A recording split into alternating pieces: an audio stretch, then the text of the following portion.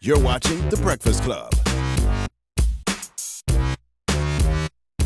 Morning, everybody. It's DJ NV, Angela Yee, Charlamagne the Guy. We are The Breakfast Club. We got a special guest in the building. Yes, sir. Marc Lamont Hill. What's up, y'all? What's Welcome up, back, good sir. brother? Oh, man. Everything. Nah, you might as well get right to it. Yes. You know, CNN fired you for speech they deemed anti-Semitic.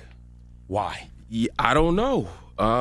They still haven't told me that. They never told me it was anti-Semitic, and it wasn't anti-Semitic. Well, for people that don't know, what did you say that allegedly got you fired? We're gonna play the clip, too. We have an opportunity to not just offer solidarity in words, but to commit to political action, local action, and international action that will give us what justice requires, and that is a free Palestine from the river to the sea. Yeah, I gave a speech at the United Nations. It wasn't like I had like a one-liner. It was a 22-minute speech where I laid out a criticism of the Israeli government. After you came from Palestine? After I came from Palestine. I got off the plane, went straight there. And after I gave that interview, there was some pushback. Some people were criticizing me. And then the next morning, I got a call from CNN. And they said that the speech was not in line with their values. I said, well, which part of the speech? Did y'all hear the whole speech? they didn't even tell me that. They didn't tell me, what part of the speech. They didn't tell me how much of the speech. They didn't. It's just the whole speech. So I said, cool. And that was kind of the end of that conversation. A lot of people focused on the last line of the speech where I said, free Palestine from the river to the sea. They said that could be interpreted as a call to destroy the state of Israel. They find that's an offensive term to the Jewish community, right? I haven't found that to be the case. Okay. Here's what I'll say. I think there is a small sector of people who have a particular politics about that phrase. That's a lot more radical Right. than what was in your speech. Right. And they would try to say that part of the speech was like I was dog whistling to destroy Israel. And let me be very clear. I wasn't dog whistling to destroy Israel. When I say free Palestine to the river to the sea, what I'm saying is I want every part of the region to be free. It means just what I said. You don't want people living under oppression. Exactly. Well, tell us what you've seen there, because we were clueless to what's going on there. Yeah, I still don't know and anything I'm still about the Palestine-Israeli what's going on in conflict. Palestine, and what did you see? What's the problem? What's going on? Please. And you've been there more than once. I've been spent a lot of time doing there. research there for 3 years. Okay. So because I come from a tradition of black people that believe that we have to be internationalists. Malcolm went there. Multiple. He made 3 trips to the Middle East. Specifically, went to Palestine twice in his last 2 trips.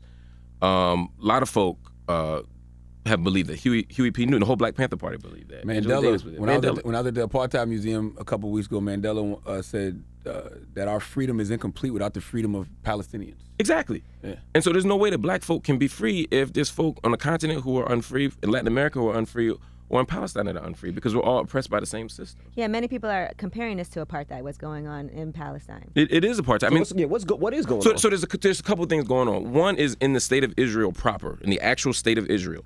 There are 20% of the Israeli population are Arabs. They designate them as Arabs. They're Palestinian people. They're people who have been there, and they're full citizens. And this is what Israelis will say, that there are Arabs there who live there. They can vote. They can do whatever they want. And that is technically true. They have the same citizenship rights on paper as the Israeli people, as Jewish brothers and sisters. The problem is, in real life, they don't have the same rights. There are more than 60 laws on the books in Israel that discriminate on the basis of people being Palestinian or not being Jewish or not being this thing. I'll give you an example. There's something called admissions boards. And an admissions board is a group of people who can decide whether or not you can move into a neighborhood. And the criteria for moving into a neighborhood is whether or not you can keep the social and cultural fabric of the neighborhood. So what would that mean in Brooklyn?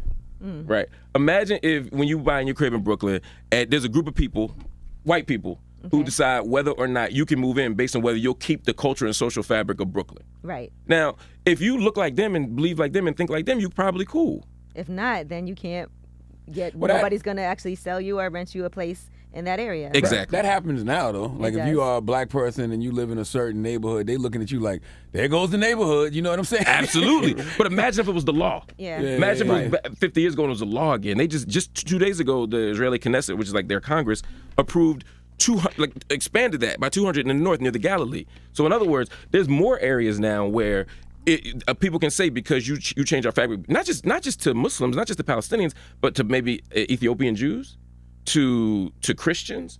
They can say you can't live here based on that. That's just one example of many, but that's what's happening in the region, right? And that's if you live in Israel, but most Palestinians don't live in Israel. They were expelled. More than 750,000 were expelled during the war in 48. So most live in the West Bank. They're not Israeli citizens. They live in an area that is occupied by Israel. They have special IDs to be able to travel. They don't have freedom of movement. If they get arrested, if I'm Israeli and you're Palestinian and we commit the same crime, I'm going to get seen by a civil court the Israeli will get seen as a civil court. The Palestinian gets seen in military court. The conviction rate of military courts, 99.73. Wow. So it's over. So it's Right. over. It's over. Right. But it also raises the question, is every Palestinian guilty or is there something wrong with the court? Right. So these are the kinds of things I'm talking about. Then there are people who are in Gaza, which is an open air prison. It's ruled by Hamas, but it is but it's bordered by land, air, and sea by Israel. So there's a lot of stuff going on.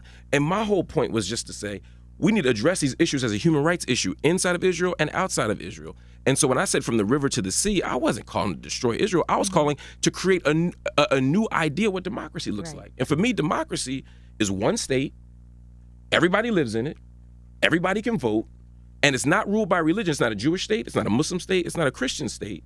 It is, in fact, a secular state. Let me ask you this question because this is a soundbite era. So you did answer it just now, but I want to ask it. Yes. In your speech at the United Nations on the International Day of Solidarity with the Palestinian people, were you advocating for the destruction of Israel? Yeah, that's a great question, Charlamagne. No, I was not. I was not advocating for the destruction of Israel, and I do not advocate for the destruction of Israel. What I advocate for is a single state where everybody can vote. Some people want a two-state solution. You hear that term, two-state solution, Palestinians over here, Israelis over here. I'm not against that in theory. You just want equality. I just want equality. And the problem is we can't have two states because the Palestinian side, Israel is still building settlements on there. They're still expanding. It would be like if me and you were sharing a pizza and we're like, yo, how we gonna slice the pizza? This way, this way, this way. And as we debate how to slice the pizza, I keep eating slices. Right. At some point, ain't nothing left. Right. And so, you know what I mean? So that's the point. So I'm advocating for one state for everybody. I don't want any harm to happen to Jewish people. I don't want the destruction of Jewish people. I'm just saying that we don't need a religious state to protect people. And at some point, you have to choose between a religious state and a democratic state. Were you surprised at CNN when you got that information that you would no longer be working there? Yeah. I just got my house remodeled. You know what I mean? That's their buying shit. That wasn't a huge check over there. Come on, stop. CNN. Man, I'm trying to build a case. So are you seeking legal action? Shit, you fucking my case up. That wasn't that much money. Yes, it was. So are you seeking My legal children action? are hungry. So I'm guessing you're seeking legal action. I'm not pursuing any legal action right now for reasons I won't say on camera. But and it's nothing that deep. Me and CNN are going to part ways, and I'm going to move on and find something else and think about other stuff. As long as they do the right thing. As long as they do the right you're thing. still teaching at Temple University. They're standing behind you and Are saying, they standing "Listen." behind you? So I didn't think they They were. released a statement yesterday. they released a statement yesterday saying that they won't be firing me. That was dope. Thank you. Yeah. But they don't agree with what you said. But they condemn me. Now, here's the thing. I'm a tenured professor. I worked really hard to be a tenured professor. And tenure essentially means that I can't be fired. Right. I definitely had some tenured professors at Wesleyan that could not be fired no matter what. Right, and they did. were trash. Right. I'm actually good at this. And Hold on, talk that talk now. So you can't be fired? I want to be a tenured radio personality. How does that work? That you can't be fired? this is the job, you know. That's the nature. But the logic of tenure is so that you can have academic freedom. Because if you always had the threat of losing your job, whenever you said something unpopular, unconventional, you could lose your job. Saying the Earth was round, you know what I mean, could have been something at a moment that could have gotten you fired. You So know? how do you get to that level? So typically, what happens is there's a period where you're on the tenure track. Some schools it's 4 years, most schools it's 7. At that point, your colleagues, both at the school and around the country or the world, decide whether your research or scholarship is sufficient enough that to merit tenure. And if they vote yes, you get that, and then you can get promoted to higher levels of not you can get promoted in addition to tenure to higher levels like full professor, all that stuff. I'm tenured. I'm a full professor, and I have an endowed chair. I'm literally the highest ranking professor at Temple University, and so they. Technically, it shouldn't even be a conversation about it, but they decided to make it a conversation. They decided to say, well, what you did wasn't free speech, it was hate speech. Really? Yes, they were trying to say it was hate speech. And real quick, one, there was nothing hateful in my speech. It was a criticism of the Israeli government. Second, the river to the sea, even if you disagree with my idea of a one-state solution, that doesn't mean you're trying to destroy anything. People have been saying river to the sea for over almost 100 years, and it's not just Hamas, it's not just the groups that they call terrorists that are doing this. Everybody, Democrat, Republican, Jewish, Christian, Muslim, they all say river to the sea. In fact, Netanyahu, the prime minister, of Israel, his platform, the platform statement of his party was river to the sea in 74. So they all say it. So this is, I don't buy it. Language changes, right? So if language changes and now they're telling us that this is an offensive term, we got to respect it, right? Absolutely. Except I was in Israel 10 days ago, and everyone's using it. It's not that I'm saying that we should police language or say that it be locked into one definition of language. I'm saying that it's a bad faith argument. It would be like if you said Black Power today and someone went and said, well, I heard the new Black Panther Party said that, and the new Black Panther Party is this, and this, and because you said Black Power and they said Black Power, you must be down with them. Yeah. I'm saying it's more akin to that than it is like a dog whistle. I'm saying it's not a commonly accepted dog whistle. You know what I mean? This isn't like saying I'm going to monkey it up in Florida. It's nothing like that. But what I'm saying is, if I did harm, if there were people who felt that was a harmful phrase and that it was offensive, I said I apologize. Right. My intention is not to do harm to anybody. Why not let you explain yourself? Because you have a great track record. Yes. We don't care about track records in 2018, Mark. Right. What's the track record? Please. And that's what's frustrating. It's like when the synagogue got shot up in Pittsburgh, it was a tragedy. I not only wrote about how awful it was, I not only talked about the evil of anti-Semitism, I helped raise money to rebuild it. You know, I speak out against anti-Semitism all the time in every movement that I'm in. So I don't want any harm or any danger to happen. But we can't be in a moment where every time we criticize Israel, we're considered to be anti-Semitic. All Jewish people don't think the same. You know, you're absolutely right. And I don't know if they know, but a few weeks ago, you were taking heat from the Nation of Islam because you spoke out against the Honorable Minister Louis Farrakhan. Right, and that got blown out of proportion too. But right, so what happens? You end up getting critique from every side. You know, 2 weeks ago I was being controlled by the Zionists. Right, they were saying that I'm being controlled in media by Jews, which is an anti-Semitic conspiracy theory. Right, the Jews control everything. Right, that is an anti-Semitic conspiracy theory. Let me be very clear. So they're saying some people saying I'm being controlled by the media, and this wasn't the Nation of Islam saying this. This was outsiders, but people were saying I'm being controlled by the Nation of Islam. I mean, people saying I'm being controlled by the Zionists. Other people are saying I'm trying to destroy the Zionists. Some people saying I sold out Black people by working for Palestine. Some people, some people say I sold the Palestinians by apologizing for any hint of confusion in the language. There comes a point in your life and in your work where you have to take a principled stand. And some people aren't going to agree with you. Right. I stand with a firm critique of Israel. I stand in solidarity with Palestinian people, and I also stand against anti-Semitism. Those aren't competing claims. You know what I mean? You can love Jewish people and say that Jewish lives are not worth more than Palestinian lives, that Israeli lives are not worth more than Palestinian lives. And I can say also that everybody who criticizes Israel doesn't hate Jews, and I would hope that most don't. You know, it's interesting because a lot of criticism will come from people who don't really know what's going on and have never been there. Right. And when you go there and you're walking through a place like Isawiya, and I'm watching an 80-year-old man have to pull down his pants at a checkpoint, the lack of, when I'm watching children go through checkpoints, the ritual humiliation of being a child walking through checkpoints, when I'm watching women have to go through forests and bushes to go around checkpoints, 80 and 90-year-old women to sell vegetables in East Jerusalem, and then they get fined and they lose all their money. When I'm watching children getting beaten with nightsticks, when I'm watching stop and frisk on Via Dolorosa, the very walkway where Jesus occupied the 7 stations of the cross, when I'm watching that happen, and I'm also watching children being stopped and frisked, which is outside the tradition of any religion. When I'm watching people being killed and maimed, and I'm watching this, there's no way I can see that and not speak out against it. Right. And again, this doesn't mean that harm doesn't happen to Jewish people. This isn't an Olympics. We can talk about both at the same time. And I understand that there's a deep pain and a deep frustration and a deep memory of the Holocaust. And so we must always make sure that people are safe, that minority populations are not vulnerable. I agree with that 1,000%. That's why I say we don't have to choose between Jewish security and Palestinian freedom. And the honest answer is, and people don't want to say this, until there is complete freedom for everybody, nobody's safe. Now, what A lot of Jewish people. Okay. You mentioned before, you said the Nation of Islam was upset with them. Why were they upset with what you said? Well, the Nation wasn't upset with me. They were upset with a headline that came out Which that was? said, Hill renounces Farrakhan and da-da-da-da-da-da. Farrakhan's anti-Semitic remarks, basically. Right, and it was an interview where somebody was asking me questions, and then they didn't write back what I said. And in fact, the headline didn't even match the quote. But the problem is people don't. Right. They don't read the whole article. They read the headline. They read the headline, Right. and then they decide the headline is what They happened. read one line from a speech. Right. Right. So I'm getting emails, you ain't shit, or Assalamu alaikum, you ain't shit, right? And you know what I'm saying? And I'm like, bro, did you just read the head? I've been standing in this tradition my whole life. I've been doing this work my whole life. Just give me the benefit of the doubt. Right. But also, like you said, you can love the minister, but not like something that the minister said. Right. Why And don't that's people what's going understand on nuance? that's what's going on with the Right. Women's March right now. You know, Yeah. and I would love to get your thoughts on that with, Tamika Mallory, who was up here, and Linda Sarsour, and the issues that they're having where they're trying to get them out of the organization of the Women's March. Exactly, because there is this weird litmus test that gets applied to Farrakhan and Farrakhan only, which is problematic. Again, do I have disagreements with the minister? Absolutely. When I met with the minister, the day that they took that photo, and again, the media made it sound like we just be rolling out all the time. You know what I mean? It was a photo of a meeting, and other people were there.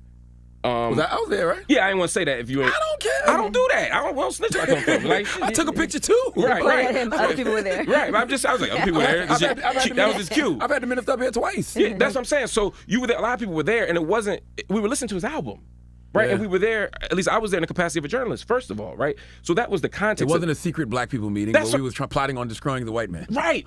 That happens somewhere else. That was another meeting. Yes, exactly. So I met, and when we spoke that evening, we talked about many issues. And the first thing Mr. Farrakhan said to me is, brother, you are my brother, and I love you, and I know we disagree on many issues. And two of the key issues we disagree on, one was anti-Semitism, the question of anti-Semitism, what constitutes it, and what the boundaries are. And the other thing was LGBT issues, right?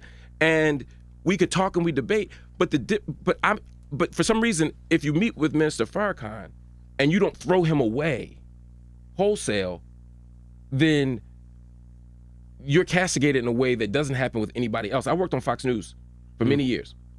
No one ever said, why are you sitting with Bill O'Reilly? Why are you sitting with Sean Hannity? Why are you sitting with Ann Coulter? No one ever said that. And I'm not comparing Farrakhan to them, except to say that if you think they're extremists, well, I think they're extremists. Absolutely. So why is only one set of people untouchable?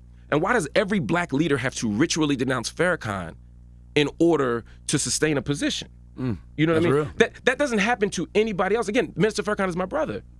We don't agree on some issues, the issues that I mentioned.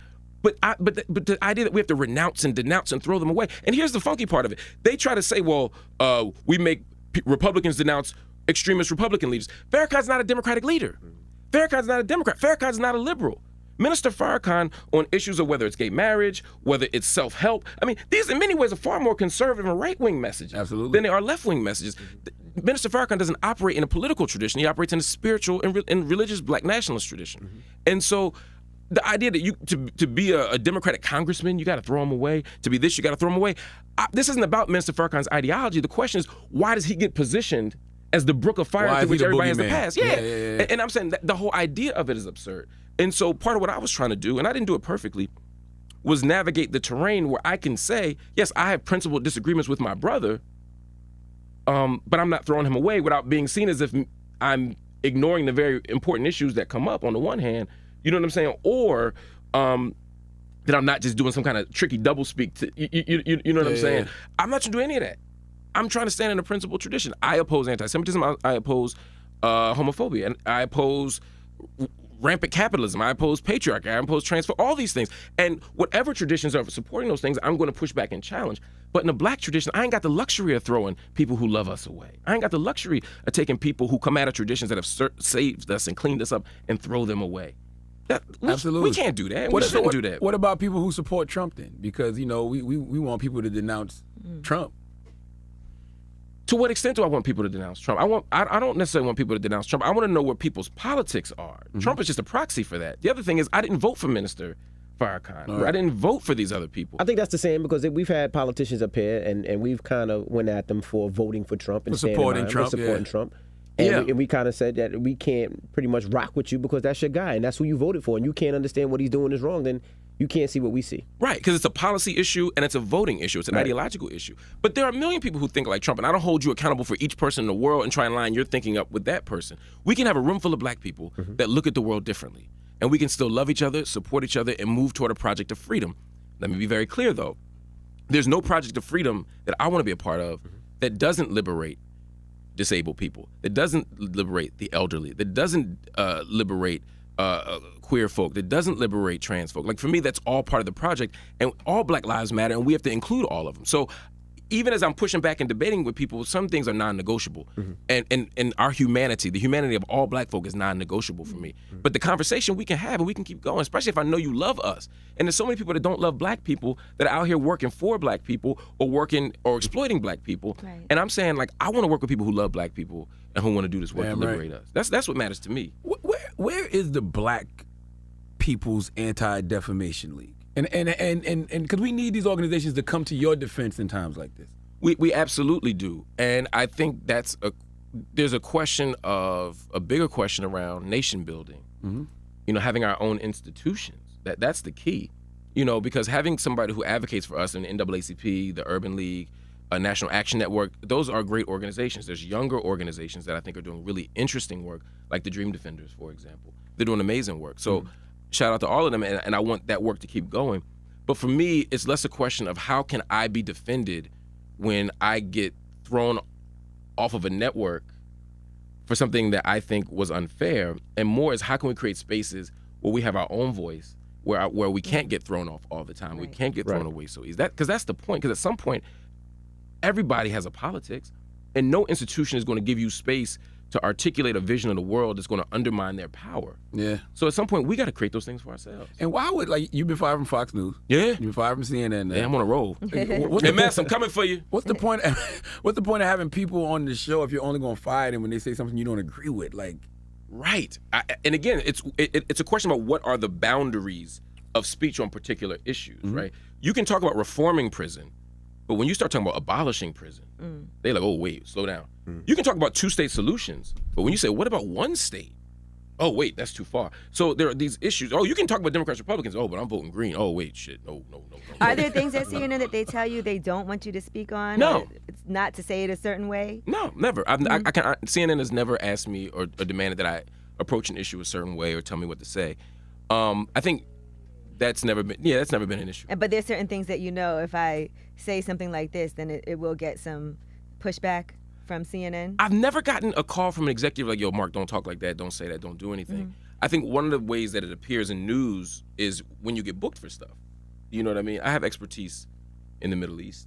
I study the Middle East, I work in the Middle East, but I've done maybe 3 Middle East segments ever. Right. Wow. So, but, you know, I'm a Black person gets shot, you know what I mean? They're going to call you for that. They're going to call you. Yeah. That nigga correspondent. Yeah. You know what I mean? You're the Black guy. Yeah, the Black guy, right? So it's and I like talking about that because I think state violence against Black bodies is something we need to take seriously, right? But I think that, again, there's boundaries to the politics, right? If you're a Green Party person, and this isn't a CNN issue, this is all networks. If you're a Green Party person, as I've been, and I do want to say something about that because I've been getting trashed by Black people since the last time I was here supporting the Green Party. If you're a Green Party person, it's not that they'll say don't talk about the Green Party. There's just not a lot of space to talk about the Green Party, right? They're going to have a Democrat and a Republican representing these two positions, and you have to pick one. That's it. Yeah. And that becomes the boundaries of the conversation. And they'll give the Green Party debate. That'll be like an hour, but nobody cares. Yeah, and it's a week before the election. We cover the election 2 years out, and you get 1 hour. Yeah. You know what I mean? And so it's a tough thing. See, it bothers me because I feel like more people should come to your defense. And the reason I say that is because if you're Black on any of those networks, that can be you in a heartbeat. It will be you. It could be Bakari. It could be Angela Rye. It could be April Ryan. Like, it could be Simone. Like, it could be any of them. So everybody should be standing up saying what happened to Mark was wrong. Why don't you think they do that? Scared to lose their job. The Black people on CNN have showed me love. Right. And they have been as passionate and as committed to making moves as I could have expected. And I mean that with I would say all except maybe one person didn't do what I thought they should do. Who's that person? You know, but Okay. but everybody else has shown so much. I mean, Angela has been a rider. You know, Angela don't care. Angela be hanging out the car with the gun ready to go. Exactly, and I love her for that, man. And that's the thing. Like, you gotta love freedom more than you love these jobs. You know, you got to, and if you don't, then what you in this for? Man, I saw a quote yesterday from James Altucher. I want to read it to you real quick because it was so real. Homie, I can pull it up real quick. It was so real. It hit on exactly what you just said. Hold on. He said, if you can't walk away from a negotiation, then you aren't negotiating. You're just working out the terms of your slavery. Exactly. And that's real. Word. And sometimes we are a slave to a job because we need the money or because we're addicted to the attention of it. Like, who am I without this job? Right. Y'all know people like that. Absolutely. You know, they have no identity outside of being the person that gets recognized. You know what I mean? And if that's your whole goal, that's the end, then you're a slave. You're a slave to this thing. You know what I mean? I like a good job. I like paying bills. I like having extra stuff. All that stuff, that's great, but it's not why I got into this. I sincerely have always believed that I can leave this world better than I found it through my mind and through the words that I offer. It's the mentality, though, that we've been raised upon. You know what I mean? And that's part of the problem. That's part of capitalism, too. Is that your sense of self is measured by how much stuff you got. You're a true educator, though. Why should a lot of people say this, why should a black man in America care about what's going on in these other places when we're still fighting for a lot of civil liberties here? Because it's not an either-or claim. I got that, too, in the last couple of weeks. Yo, why are you over in Palestine all the time? It makes sense. I understand why people would say that. Do something for black people. If black people are so human effed up here, beings. well, you know, why fight somebody else's fight? Right, and I guess, one, I think we can walk and chew gum at the same time, right? Like, I can fight for black people here and struggle abroad. But again, there's a relationship between the two. The New York City police, they're killing us. But they're being trained by Israeli security forces. So Israeli police, Really? yes, they're being trained on New York City police and in other cities as well. So there's a connection between the two. So I can't stop one without the other. There's a He's relationship. definitely about to make that a headline. Marc Lamont Hill says that NYPD police officers are killing people and they're trained by Israeli Jewish security forces. Right. And again, and that's what they'll say. And I remember, I ain't talking about Jewish people. I'm talking about the Israeli state. Got you. This has nothing to do with Jewish people. This has to do with an Israeli government. Just like when I talk about the Saudi Arabian government, which I do every week, every month, I'm not talking about Muslims. I'm talking about the Saudi Arabian government. Do you fear for your life when you go over there at all? No, I'm more afraid here. Really? I'm more afraid here. Yeah, I ain't afraid Why? over there. Two reasons. One, I think I'm far more anonymous when I'm in the Middle East. You meant the Middle East in general, right? Yeah. When I'm in the Middle East, I'm far more anonymous, and people don't necessarily, you get stopped maybe once a day, as opposed to a bunch. So it's a different animal over there. But also here, I think we just have so much more violence, so much more reactionary stuff. I mean, a synagogue gets bombed, a mosque gets set on fire, a church gets bombed. I mean, that stuff happens everywhere, but I think in the United States there's a particular type of reactionary moment we're in the Trump era where dissent can often lead to death in a way that I haven't seen before. And so I'm not scared here, but I'm more worried here than I am anywhere else.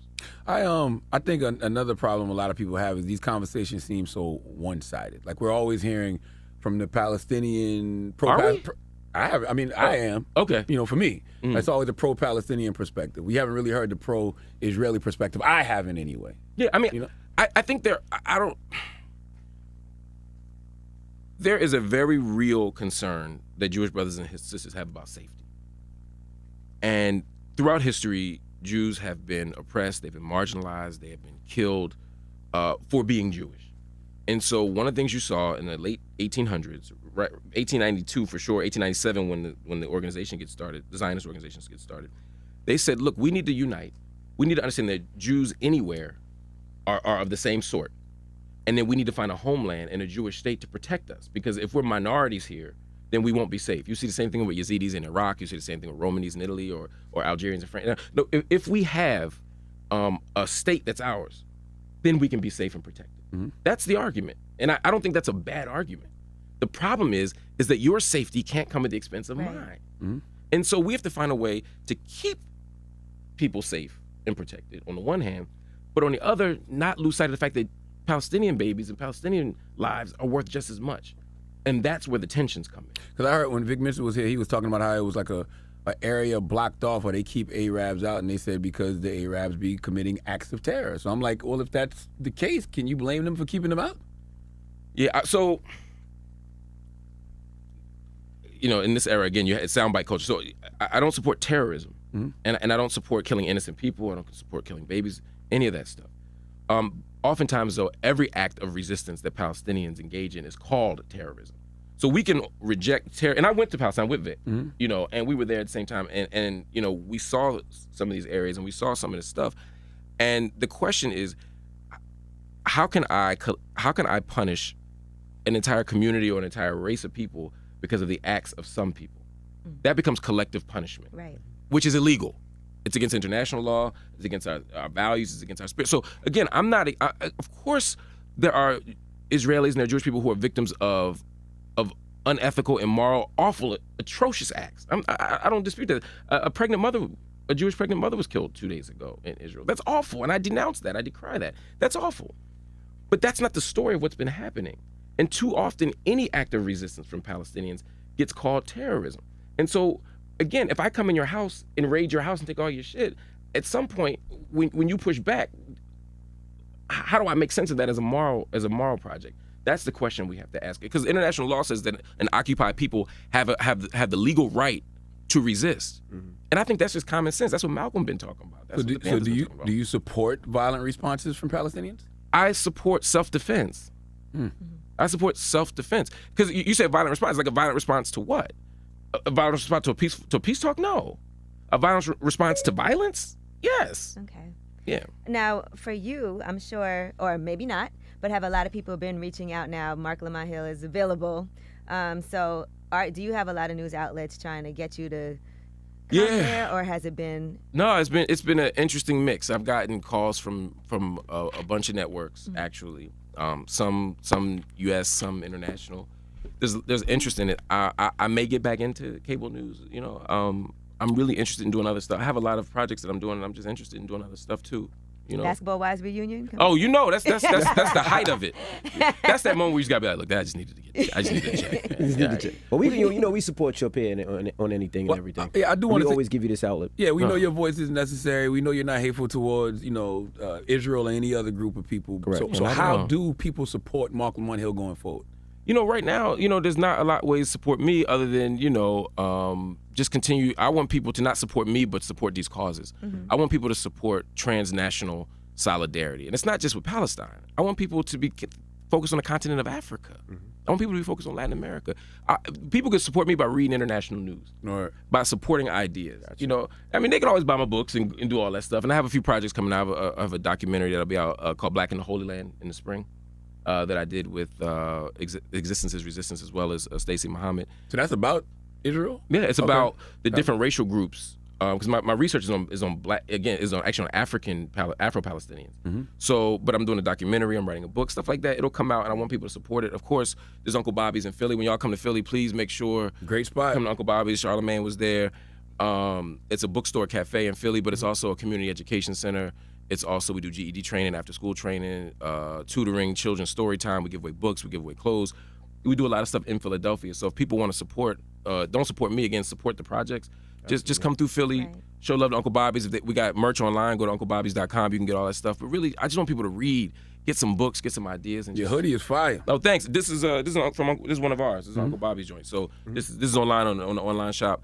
But just come through and just support us. Well, definitely we'll do you at the book club again. Yes, I love doing it. You do this book club, and you rep the New York Public Library, right? Yes, I'm an ambassador for the New York Public Library. That's what we need to be doing. Celebrities, if we could get back, and I know we got to run, but if we could just get back to books again, yes, or maybe not again. If we could get to a point where books are central to the culture, all these dope books that came out this year, and that's what a real information is. I know they say we live in an information age, but people think this is where you should get all your information. Right, and then 140 characters. Exactly. It's like, no, go out and read these books.